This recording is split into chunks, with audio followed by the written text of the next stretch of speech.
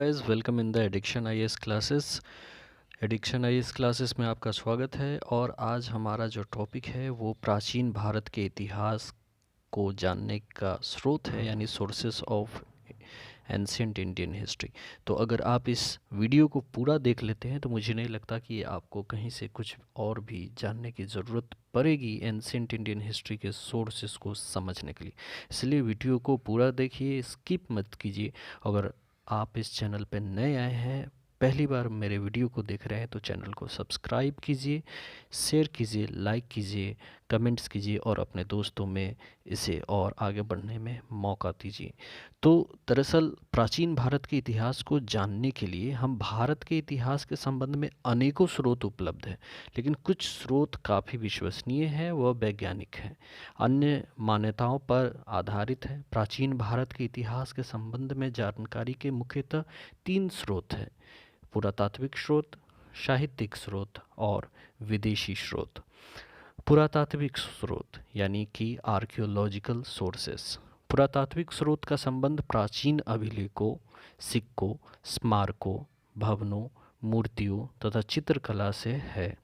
यह साधन काफ़ी विश्वसनीय है। इन स्रोतों की सहायता से प्राचीन काल की विभिन्न मानवीय गतिविधियों की काफ़ी सटीक जानकारी मिलती है।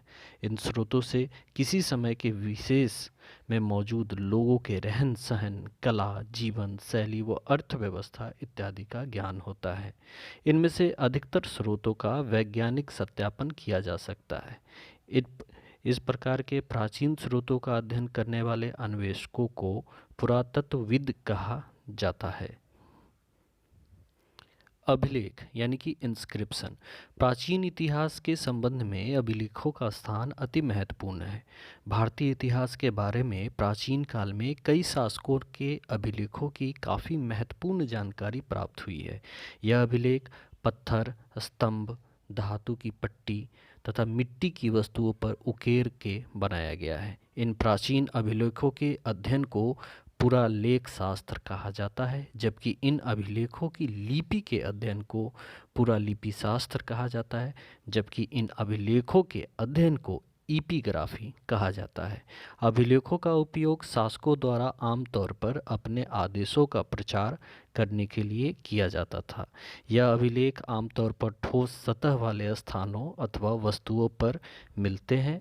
लंबे समय तक अमिट्य बनाने के लिए इन्हें ठोस सतहों पर बनाया जाता था। इस प्रकार के अभिलेख मंदिर की दीवारों, स्तंभों, स्तूपों, मोहरों तथा ताम्रपत्र इत्यादि पर बनाया जाता था। यह अभिलेख अलग अलग भाषाओं में लिखे गए हैं। इनमें से प्रमुख भाषाएं संस्कृत, पाली और संस्कृत हैं। दक्षिण भारत की कई भाषाओं में काफ़ी अभिलेख प्राप्त हुए हैं। भारत के इतिहास के संबंध में सबसे प्राचीन अभिलेख सिंधु घाटी सभ्यता से प्राप्त हुई है। यह अभिलेख औसतः 2500 ईसा पूर्व के समय काल की है।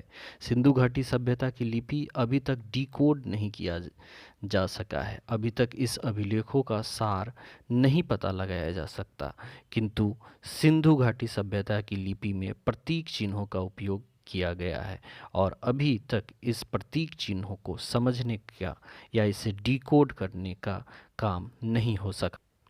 पश्चिम एशिया अथवा एशिया माइनर के बोगसकोई नामक स्थान से भी काफ़ी प्राचीन अभिलेख प्राप्त हुए हैं। हालांकि यह अभिलेख सिंधु घाटी सभ्यता के जितने पुराने नहीं, लेकिन बोगसकोई से प्राप्त अभिलेख लगभग 1400 ईसा पूर्व के समय काल के हैं। इन अभिलेखों की विशेष बात यह है कि इन अभिलेखों में वैदिक देवताओं इंद्र, मित्र, वरुण तथा नाशत्य का उल्लेख मिलता है। ईरान से भी प्राचीन अभिलेख नक्श ए रुस्तम प्राप्त हुए हैं। इन अभिलेखों में प्राचीन काल में भारत और पश्चिम एशिया के संबंध के बारे में वर्णन किया गया है। भारत के प्राचीन इतिहास के अध्ययन में यह अभिलेख अति महत्वपूर्ण है। इससे प्राचीन भारत की अर्थव्यवस्था, व्यापार इत्यादि के संबंध में पता चलता है। ईरान के कंस्टेंटाइन अभिलेख प्राप्त हुए हैं, जबकि सीरिया से मितनी अभिलेख में आर्य नामों का वर्णन किया गया है। मौर्य सम्राट अशोक ने अपने शासनकाल में काफ़ी अभिलेख स्थापित किए। ब्रिटिश पुरातत्वविद जेम्स प्रिंसेप ने सबसे पहले 1837 में अशोक के अभिलेख को डिकोड किया था। यह अभिलेख सम्राट अशोक द्वारा ब्राह्मी लिपि में उत्कीर्ण करवाए गए थे। अभिलेख उत्कीर्ण करवाने का मुख्य उद्देश्य शासकों द्वारा अपने आदेश को जन सामान्य तक पहुंचाने के लिए किया जाता था। सम्राट अशोक के अतिरिक्त अन्य शासकों ने भी अभिलेख उत्कीर्ण करवाए। यह अभिलेख सम्राट द्वारा किसी क्षेत्र पर विजय अथवा अन्य महत्वपूर्ण अवसर पर उत्कीर्ण करवाए जाते थे। प्राचीन भारत के संबंध में कुछ महत्वपूर्ण अभिलेख इस प्रकार हैं। ओडिशा के खारवेल के हाथी गुफा अभिलेख, रुद्रदामन द्वारा उत्कीर्ण किया गया जूनागढ़ अभिलेख, सातवाहन शासक गौतमीपुत्र सातकर्णी का नासिक में गुफा में उत्कीर्ण किया गया अभिलेख, समुद्रगुप्त का प्रयाग स्तंभ अभिलेख, स्कंदगुप्त का जूनागढ़ अभिलेख, यशोधर्मन का मंदसौर अभिलेख, पुलकेशिन द्वितीय का ऐहोल अभिलेख, प्रतिहार सम्राट भोज का ग्वालियर अभिलेख तथा विजयसेन का देवपारा अभिलेख। अधिकतर प्राचीन अभिलेखों में प्राकृत भाषा का उपयोग किया गया है। अभिलेख सामान्यतः उस समय की प्रचलित भाषा में खुदवाए जाते थे। कई अभिलेख में संस्कृत भाषा में भी संदेश उत्कीर्ण किए गए हैं। संस्कृत का उपयोग अभिलेखों में ईसा की दूसरी शताब्दी से दृश्यमान होता है। संस्कृत अभिलेख का प्रथम प्रमाण जूनागढ़ अभिलेख से मिलता है। यह अभिलेख संस्कृत भाषा में लिखा गया था। जूनागढ़ अभिलेख 150 ईस्वी में शक सम्राट रुद्रदामन द्वारा उत्कीर्ण करवाया गया था। रुद्रदामन का शासनकाल 135 ईस्वी से 150 ईस्वी के बीच में था। सिक्के यानी कि कॉइन्स, प्राचीन भारत में लेन देन के लिए उपयोग किए जाने वाली वस्तु विनिमय व्यवस्था यानी बार्टर सिस्टम के बाद सिक्के प्रचलन में आए। ये सिक्के विभिन्न धातुओं जैसे सोना, तांबा, चांदी इत्यादि से निर्मित किए जाते थे। प्राचीन भारतीय सिक्कों की एक विशिष्टता यह है कि इसमें अभिलेख नहीं पाए गए। आमतौर पर प्राचीन सिक्कों पर चिन्ह पाए गए हैं। इस प्रकार के सिक्कों को आहत सिक्के कहा जाता है। इन सिक्कों का संबंध ईसा से पहले 5वीं सदी से है। उसके पश्चात सिक्कों में थोड़ा सा बदलाव आया। इन सिक्कों में तिथियों, राजा तथा देवताओं के चित्र अंकित किए जाते थे। आहत सिक्के में सबसे प्राचीन भंडार पूर्वी उत्तर प्रदेश तथा मगध से प्राप्त हुए हैं।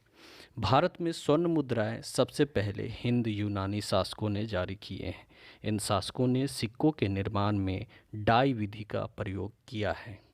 कुषाण शासकों द्वारा जारी किए गए स्वर्ण मुद्राएं सबसे अधिक शुद्ध थी, जबकि गुप्त शासकों द्वारा सबसे ज़्यादा मात्रा में स्वर्ण मुद्राएं जारी की गई। सातवाहन शासकों ने सिक्कों की शीशे की मुद्राएं जारी की थीं। प्राचीन भारत की जानकारी के संबंध में स्मारक अति महत्वपूर्ण है। इन स्मारकों को 2 भागों में विभाजित किया जाता है, देसी तथा विदेशी स्मारक। देसी स्मारकों में हड़प्पा, मोहनजोदारो, नालंदा, हस्तिनापुर प्रमुख है, जबकि विदेशी स्मारकों में कंबोडिया का अंकोर वाट मंदिर, इंडोनेशिया में जावा का बोरोबुदुर मंदिर तथा बाली से प्राप्त मूर्तियाँ प्रमुख हैं। बोर्नियो में मकरान से प्राप्त मूर्तियों की कुछ तिथियां अंकित है। यह तिथियां कालक्रम को स्पष्ट करने में काफ़ी उपयोगी हैं। इन स्रोतों से प्राचीन काल की वास्तुकला शैली के संबंध में महत्वपूर्ण जानकारियां प्राप्त होती है। भारत में कई धर्मों का उद्भव व विकास होने के कारण धार्मिक मूर्तियां काफ़ी प्रचलन में रहीं। मूर्तियां प्राचीन काल की धार्मिक व्यवस्था, संस्कृति, कला के बारे में जानकारी प्राप्त करने का महत्वपूर्ण साधन है। प्राचीन भारत में सारनाथ, भरहुत, बोधगया और अमरावती मूर्तिकला के मुख्य केंद्र थे। विभिन्न मूर्तिकला शैलियों में गांधार तथा मथुरा कला प्रमुख है।